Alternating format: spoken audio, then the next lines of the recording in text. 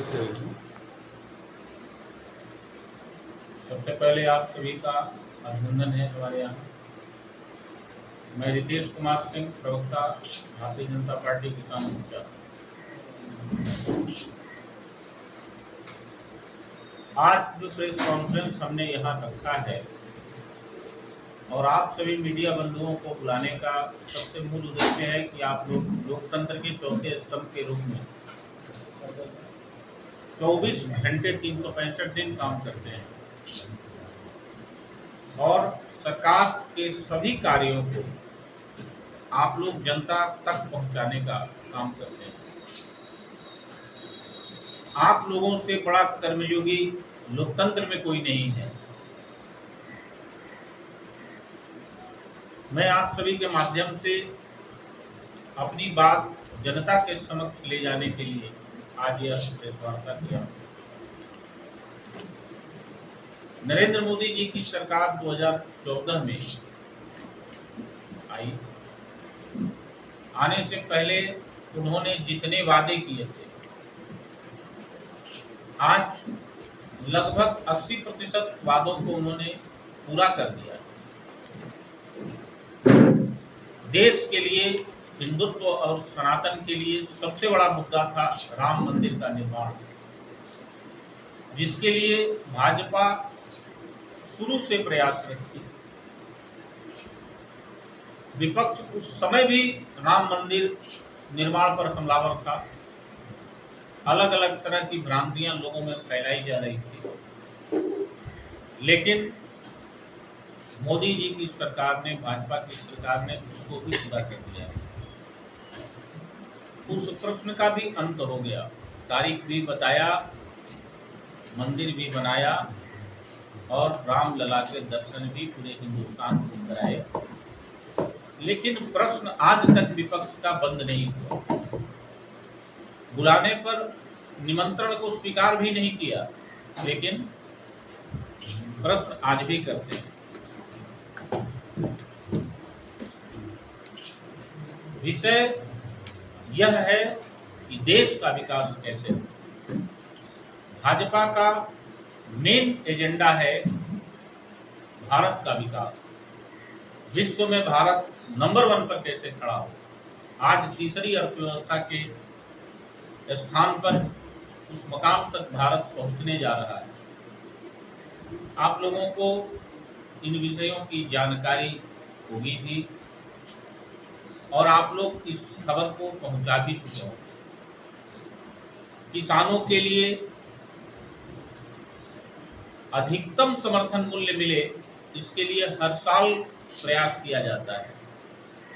अब तो मोदी जी की सरकार यह भी करने जा रही है कि अब आपके प्रखंड स्तर पर ही आपके अनाज का क्रय नियमानुसार प्रतिदिन किया जाएगा, जिसका भुगतान सेम डेट किया जाएगा। आपको अब भटकने की आवश्यकता नहीं होगी।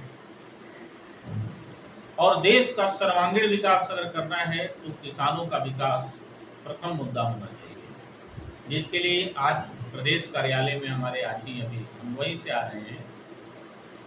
हमारे बिहार सरकार के कृषि एवं स्वास्थ्य मंत्री मंगल पांडे जी ने संबोधन में कहा कि मोदी जी की सरकार का प्रथम लक्ष्य है मजबूत किसान, तभी समृद्धशाली देश बनेगा। हर गरीबों के लिए मोदी जी ने हर तरह के योजनाओं को चालू किया, जिसमें सबसे बड़ा आयुष्मान कार्ड है। आप समझ सकते हैं कि देश की इतनी बड़ी गरीबी में जी रही आबादी के लिए आयुष्मान कार्ड कितना बड़ा सहयोगी साबित हुआ है।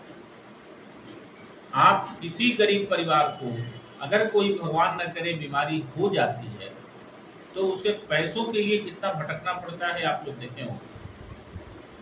लेकिन वह आयुष्मान कार्ड एक बहुत बड़ा साधन बना।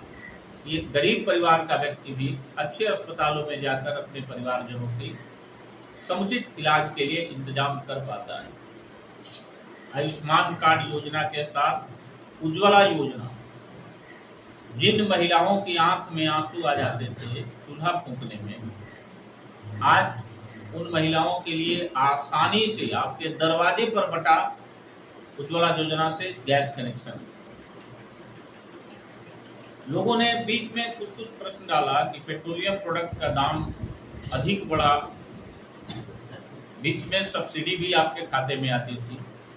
वो आप लोग भी जानते हैं कि पेट्रोलियम के निर्माता हम नहीं हैं, हम कंज्यूम करते हैं, और कंज्यूम करने में जो हमारी लैंडिंग प्राइस आती है उसमें भी मोदी सरकार कुछ ना कुछ कम करती है, घटाती है। जिसके मैन्युफैक्चरर हम हैं उसमें अत्यधिक कमी हम लोग लाए। आज सरसों का तेल हर घर की नीड है। सरसों का बेहतर क्वालिटी हम लोग तेल 140 रुपये प्रति किलो अभी हम लोग प्रयोग कर रहे हैं। अगर किसानों के सरसों की कीमत के आधार पर और उसके प्रोडक्शन कॉस्ट को जोड़कर अगर आप देखेंगे तो सरसों तेल एकदम न्यूनतम दर पर आपको मिल रहा है।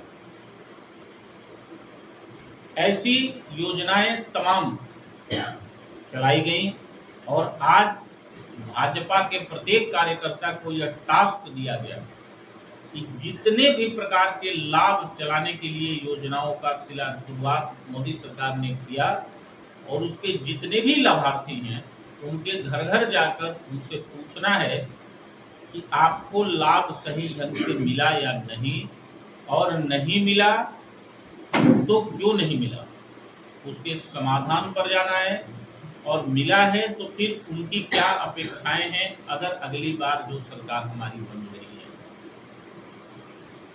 विपक्ष जो आज कह रहा है केंद्र में कांग्रेस की कि मोदी जी ने कुछ नहीं किया है, तो आजादी के बाद 65 वर्षों में उन्होंने क्या किया था, जरा उसकी समीक्षा भी वो सामने रखते तो ज्यादा बेहतर होता। बिहार में लालू जी ने सरकार चलाया लंबे समय तक, और उसमें बिहार का विकास नहीं हुआ, उनके व्यक्तिगत लोगों का विकास हुआ, भ्रष्टाचारियों का विकास हुआ, उनके साथ जो कंस्ट्रक्शन करने वाले लोग रहते थे उनका विकास होता था। मुझे याद है कि हमने अपने कॉलेज के दिनों में 10 किलोमीटर की सड़क पर यात्रा 1.5 से पौने 2 घंटे में हम लोग करते थे, वो भी कलेजे पर हाथ रखकर कि गाड़ी कहीं पलटी न खा जाए। आज एनडीए सरकार की बदौलत वह दूरी मिनटों में हो गई है।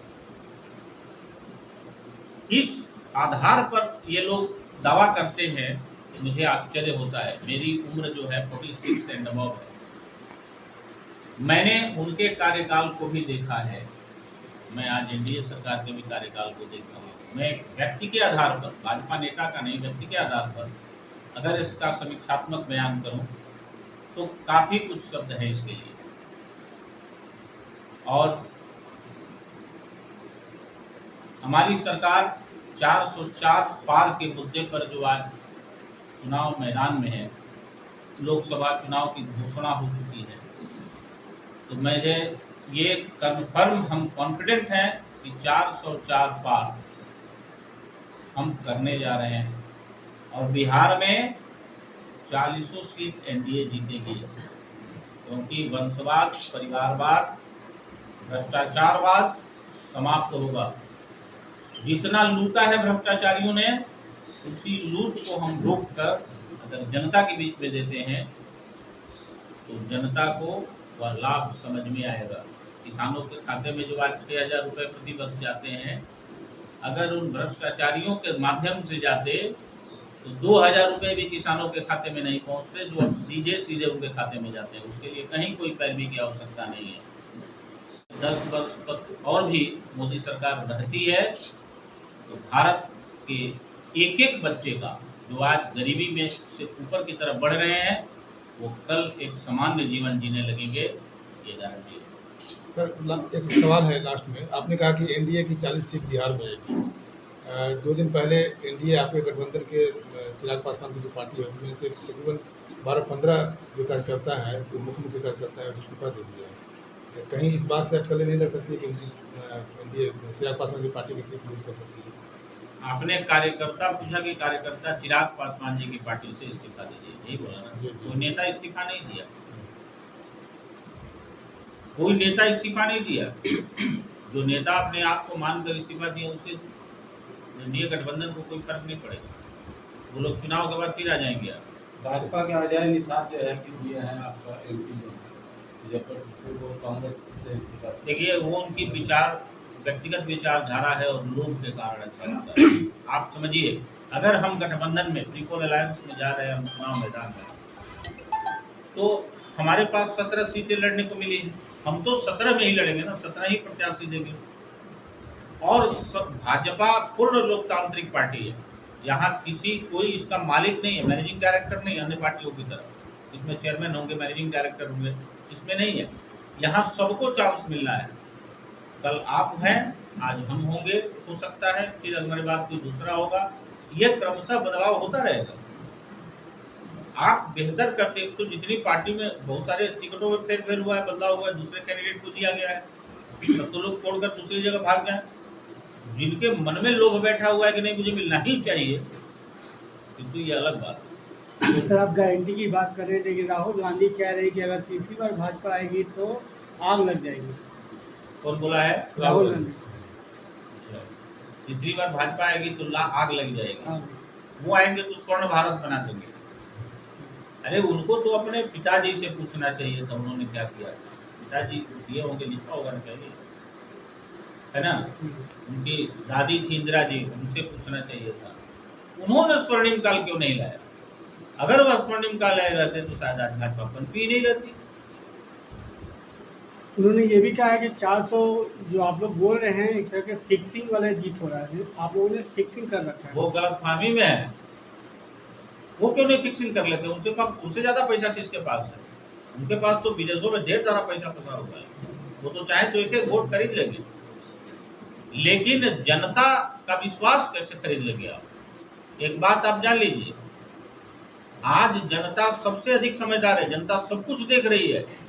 पहले वाली बात अब नहीं रही। अब खेत में काम कर रहा मजदूर भी एंड्रॉइड फोन देखता है और उस पर सारे समाचार देखता है। आप जो आज चला रहे हैं, ये निश्चित किसी न किसी घरों में, गांव देहात में भी पहुंचेगा ही। वो देखेगा इसको, वो हर चीज की समीक्षा करता है। और राहुल गांधी जी क्या कर सकते हैं? वो तो अपनी पार्टी को नहीं खड़ा कर पा रहे हैं, तो फिर सरकार क्या बनाएंगे और देश को क्या चलाएंगे? हमेशा कहते हैं कि लोकतंत्र खतरे में है, क्या कहेंगे? क्योंकि उनके पास 10-15 को लाइन है, उसको याद करके वो बैठे हुए हैं, वही बकते रहते हैं। तो आलू का फैक्ट्री लगाने के लिए बोले हैं, अब वो फैक्ट्री कहाँ से लाएंगे तो वही जानते होंगे। ठीक है।